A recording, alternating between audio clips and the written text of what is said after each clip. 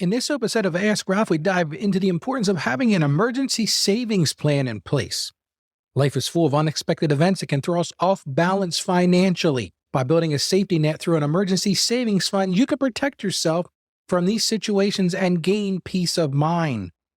We'll explore how to get started with setting savings goals and creating a budget that allows you to allocate funds towards your emergency savings. We'll also share some strategies for success that will help you stay on track and build up your fund over time. So if you're ready to take control of your financial future and be prepared for whatever life throws at you, then stay tuned for this informative episode on building an emergency savings plan.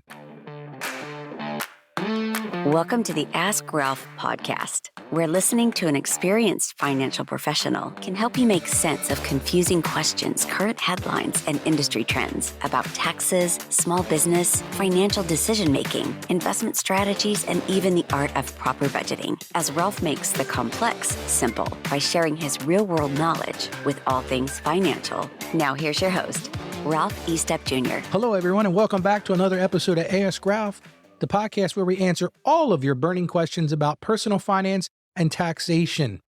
I'm your host, Ralph Estep Jr., and today we have an important topic to discuss: building an emergency savings plan. Joining us today as our sponsor of this episode is Sajo Accounting Plus, providing comprehensive accounting services to individuals and businesses. Now, building an emergency savings plan is a crucial step towards financial security and peace of mind. Life is full of unexpected events such as a job loss, medical emergencies, or car repairs. We've all had these. And having a safety net in place can help you navigate these situations without going into debt or experiencing a dire financial hardship. So let's dive right in and explore how to get started and define some strategies for success. First and foremost, it's important to understand why an emergency savings plan is necessary. Many people live paycheck to paycheck. It's sad when you look at the statistics of that. Little to no savings to fall back on in times of crisis. This leaves them vulnerable and relying on credit cards or loans to cover unexpected expenses. By building an emergency savings fund, you create a financial cushion that can protect you from these situations and provides a sense of security. You might be asking, how do you get this started? With anything else, the first step is to set a savings goal. Determine how much you want to save for emergencies, keeping in mind that financial experts recommend having at least 3 to 6 months worth of living expenses set aside. That might sound like a lot at the beginning, but it's something to work towards. That's why we call it a goal.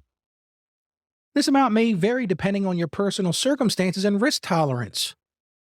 Once you have a savings goal in mind, break it down into manageable milestones to track your progress. You're not going to do this all at one time. You might make a goal for this month or this week even, and then watch it build up over time. The next thing you need to do is create a budget. I mentioned this in my book, Mastering Your Finances. Take a close look at your income and expenses to identify areas where you can cut back and allocate more money towards your emergency savings. This may involve making some sacrifices and prioritizing your savings goals over discretionary spending. Consider automating your savings by setting up automatic transfers from your paycheck or checking account into a separate emergency savings account. This way, you're less likely to spend the money and more likely to consistently contribute to your savings. If it's gone before you see it, then it may be a good way to keep your savings going. So let's discuss some strategies for success when it comes to building an emergency savings plan. I've given you just a few tips here to discover. Number 1, start small and be consistent. If you're new to saving, it's okay to start with a small amount and gradually increase it over time. The key to this is consistency. Even saving a small amount regularly can add up over time. Remember, it's better to save something than nothing at all. I'm certainly not expecting you to do this all overnight, but if you take little steps, maybe it comes down to making some choices during the day to not buy that Starbucks cup of coffee or eat out for lunch. Maybe you brown bag it. Number 2, cut unnecessary expenses. Take a hard look at your monthly expenses and identify any unnecessary or discretionary spending that can be reduced or eliminated. This may include dining out less frequently, canceling unsubscriptions. That's a pet peeve of mine. It's amazing to me how many clients just continue to pay for things they're not using. or finding more affordable alternatives for certain expenses. There are always options, but you have to start by looking at where are you spending your money. Number 3, save windfalls and bonuses. Whenever you receive unexpected money, such as a tax refund, work bonus, or monetary gifts, consider allocating a portion or all of it toward your emergency savings. These windfalls can give your savings a significant boost. I know someone that trains their child to basically, whenever they get a gift from somebody, they have to put 50% of that into their savings account.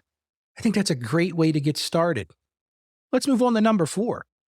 Build multiple income streams. Consider diversifying your income sources to increase your overall earning potential. This could involve taking on a side gig or a part-time job, freelancing, or starting a small business. The additional income can be directed towards your emergency savings. You might not be able to do it overnight, but you'll be able to eventually build this savings fund up. Number 5, review and adjust your plan regularly. Life circumstances and financial goals can change over time. It's essential to review your emergency savings plan periodically and make adjustments as needed. Revisit your savings goal, budget, and strategies to ensure they align with your current situation.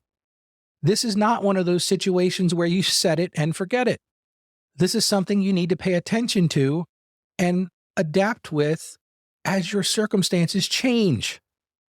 Remember, building an emergency savings plan is a journey, and it may take time to reach your savings goals.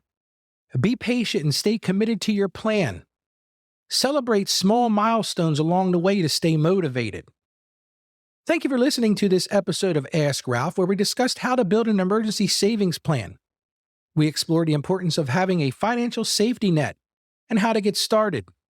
We also defined some strategies for success, such as setting savings goals, creating a budget, automating your savings, and reviewing and adjusting the plan regularly. Building an emergency savings plan is a crucial step towards financial security and peace of mind. It allows you to navigate unexpected events without going into debt or experiencing financial hardship.